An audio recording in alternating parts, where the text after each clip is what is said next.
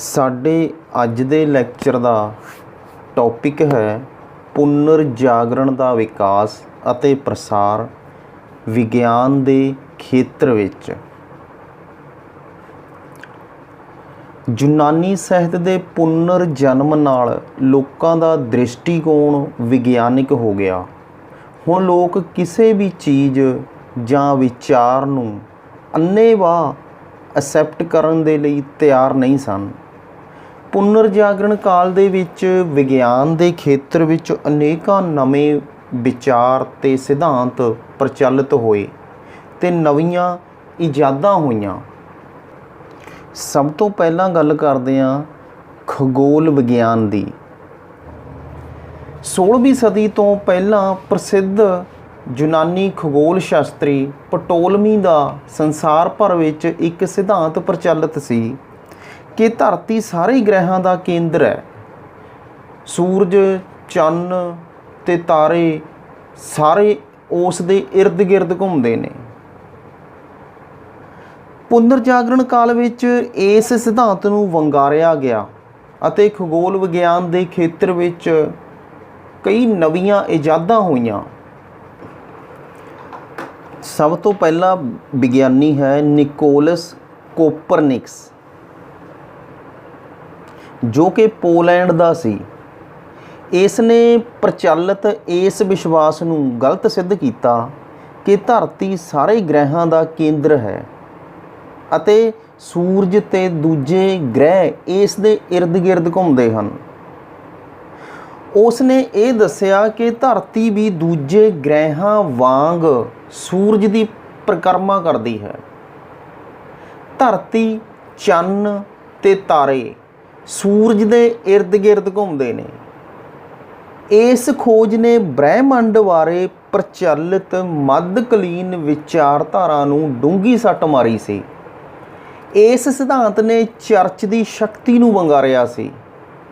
ਇਸ ਕਰਕੇ ਕੋਪਰਨਿਕਸ ਦੀ ਇਸ ਸਿਧਾਂਤ ਸੰਬੰਧੀ ਪੁਸਤਕ ਉਸ ਦੀ ਮੌਤ ਤੋਂ ਪਿੱਛੋਂ ਹੀ ਪ੍ਰਕਾਸ਼ਿਤ ਹੋ ਸਕੀ ਸੀ। ਦੂਸਰਾ ਹੈ ਜਾਨ ਕੈਪਲਰ। ਇਹ ਜਰਮਨ ਵਿਗਿਆਨੀ ਸੀ।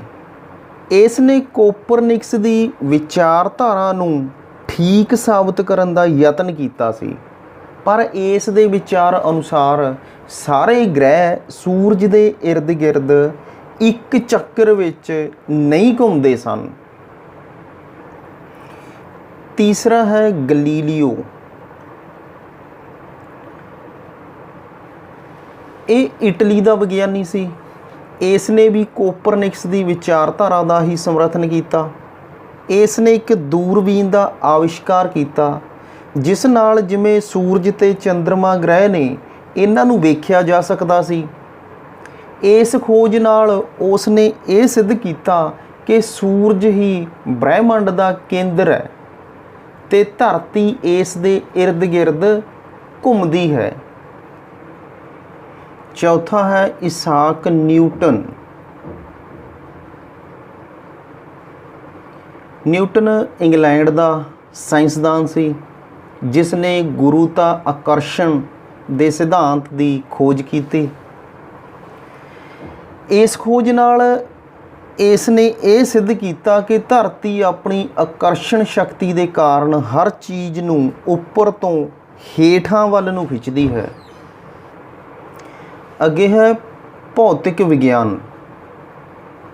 ਇਸ ਦੇ ਵਿੱਚ ਪਹਿਲਾ ਹੈ ਗਿਲਬਰਟ। ਗਿਲਬਰਟ ਨੇ ਚੁੰਬਕੀ ਪਦਾਰਥਾਂ ਸੰਬੰਧੀ ਤਜਰਬੇ ਕੀਤੇ। ਇਸ ਤਰ੍ਹਾਂ ਉਸ ਨੇ ਬਿਜਲੀ ਦੀ ਖੋਜ ਲਈ ਰਸਤਾ ਸਾਫ਼ ਕੀਤਾ। ਇਹਦੇ ਨਾਲ ਹੀ ਹੈ ਗਲੀਲੀਓ। ਗਲੀਲੀਓ ਨੇ ਲਟਕਣ ਸੰਬੰਧੀ ਨਿਯਮਾਂ ਦੀ ਖੋਜ ਕੀਤੀ। ਉਸ ਨੇ ਭੌਤਿਕ ਵਿਗਿਆਨ ਦੇ ਇਸ ਨਿਯਮ ਦੀ ਖੋਜ ਕੀਤੀ ਕਿ ਉੱਪਰੋਂ ਥੱਲੇ ਡਿੱਗਣ ਵਾਲੀ ਵਸਤੂ ਦੀ ਰਫ਼ਤਾਰ ਤੈਅ ਕੀਤੇ ਜਾਣ ਵਾਲੇ ਫਾਸਲੇ ਉੱਤੇ ਨਿਰਭਰ ਕਰਦੀ ਹੈ, ਨਾ ਕਿ ਉਸ ਵਸਤੂ ਦੇ ਭਾਰ ਉੱਤੇ। ਅਗਲਾ ਹੈ ਰਸਾਇਣ ਵਿਗਿਆਨ। ਇਸ ਪਹਿਲਾ ਹੈ ਪੈਰਾਸੇਲਸਸ। ਇਸ ਨੇ ਇਸ ਸਿਧਾਂਤ ਦੀ ਕਾਢ ਕੱਢੀ ਕਿ ਮਨੁੱਖ ਦੇ ਸਰੀਰ ਵਿੱਚ ਪ੍ਰਤੀਕਿਰਿਆਵਾਂ ਕਾਰਨ ਰਸਾਇਣਕ ਪਰਿਵਰਤਨ ਹੁੰਦੇ ਰਹਿੰਦੇ ਹਨ। ਉਸ ਨੇ ਰਸਾਇਣਕ ਪਦਾਰਥਾਂ ਦੀ ਦਵਾਈਆਂ ਵਜੋਂ ਵਰਤੋਂ ਕਰਨ ਦੇ ਸਫਲ ਤਜਰਬੇ ਵੀ ਕੀਤੇ। ਉਸ ਨੇ ਕਾਰਬਨ ਗੈਸ ਦੀ ਖੋਜ ਵੀ ਕੀਤੀ ਅਤੇ ਇਹ ਸਿੱਧ ਕੀਤਾ ਕਿ ਗੈਸਾਂ ਵਾਤਾਵਰਣ ਦੀ ਹਵਾ ਤੋਂ ਵੱਖ ਕਿਸਮ ਦੀਆਂ ਹੁੰਦੀਆਂ ਹਨ। ਅਗਲਾ ਹੈ ਚਿਕਿਤਸਾ ਵਿਗਿਆਨ, ਮੈਡੀਕਲ ਸਾਇੰਸ।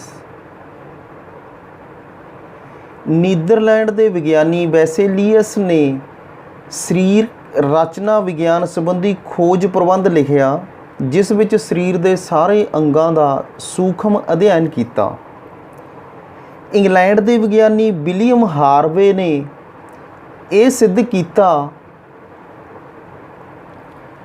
ਕਿ ਲਹੂ ਦਿਲ ਤੋਂ ਚੱਲ ਕੇ ਧਮਨੀਆਂ ਅਤੇ ਨਾੜੀਆਂ ਵਿੱਚੋਂ ਹੁੰਦਾ ਹੋਇਆ ਵਾਪਸ ਦਿਲ ਨੂੰ ਪਹੁੰਚ ਜਾਂਦਾ ਹੈਗਾ। ਚਿਕਿਤਸਾ ਵਿਗਿਆਨ ਦੇ ਵਿਕਾਸ ਵਿੱਚ ਇਹ ਇੱਕ ਕ੍ਰਾਂਤੀਕਾਰੀ ਦੇਣ ਸੀ। ਅੱਗੇ ਹੈ ਗਣਿਤ, ਮੈਥਮੈਟਿਕਸ। 14ਵੀਂ ਸਦੀ ਵਿੱਚ ਯੂਰਪ ਵਿੱਚ ਰੋਮਨ ਅੰਕੜਾ ਪ੍ਰਣਾਲੀ ਜਿਹੜੀ ਦੋਸ਼ਪੂਰਨ ਸੀ, ਉਸ ਦੇ ਸਥਾਨ 'ਤੇ ਅਰਬੀ ਅੰਕੜਾ ਪ੍ਰਣਾਲੀ ਪ੍ਰਚਲਿਤ ਹੋਣ ਲੱਗੀ, ਜੋ ਗਣਿਤ ਦੇ ਵਿਕਾਸ ਵਿੱਚ ਅਤਿਅੰਤ ਉਪਯੋਗੀ ਸਿੱਧ ਹੋਈ। ਇਸ ਕਾਲ ਵਿੱਚ ਇਸ਼ਾਰੀਆ ਪ੍ਰਣਾਲੀ ਦਾ ਵੀ ਵਿਕਾਸ ਹੋਇਆ। ਇਸ ਤੋਂ ਇਲਾਵਾ ਹੋਰ ਇਜਾਦਾਂ ਦੇ ਵਿੱਚ ਸਭ ਤੋਂ ਪਹਿਲਾਂ ਹੈ ਛਾਪਾਖਾਨਾ। 1454 ਈਸਵੀ ਵਿੱਚ ਜਰਮਨੀ ਦੇ ਜੌਨ ਗੁਟੇਨਬਰਗ ਨੇ ਛਾਪੇਖਾਨੇ ਦੀ ਇਜਾਦ ਕੀਤੀ। 1477 ਈਸਵੀ ਵਿੱਚ ਵਿਲੀਅਮ ਕੈਕਸਟਨ ਨੇ ਇੰਗਲੈਂਡ ਵਿੱਚ ਪਹਿਲਾ ਛਾਪਾਖਾਨਾ ਲਗਾਇਆ। ਯੂਰਪ ਦੇ ਦੇਸ਼ਾਂ ਵਿੱਚ ਹੌਲੀ ਹੌਲੀ ਬਹੁਤ ਸਾਰੇ ਛਾਪੇਖਾਨੇ ਸਥਾਪਿਤ ਹੋਣ ਲੱਗੇ, ਜਿਸ ਨਾਲ ਐਜੂਕੇਸ਼ਨ ਅਤੇ ਲਿਟਰੇਚਰ ਦਾ ਵਿਕਾਸ ਹੋਇਆ ਅਤੇ ਲੋਕਾਂ ਵਿੱਚ ਜਾਗਰਤੀ ਆਉਣ ਲੱਗੀ।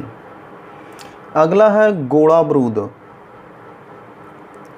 Gun powder.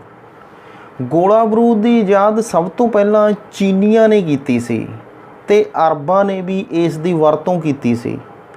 14ਵੀਂ ਸਦੀ ਵਿੱਚ ਯੂਰਪ ਵਿੱਚ ਗੋਲਾ ਬਰੂਦ ਦਾ ਵਿਕਾਸ ਹੋਣ ਲੱਗਿਆ।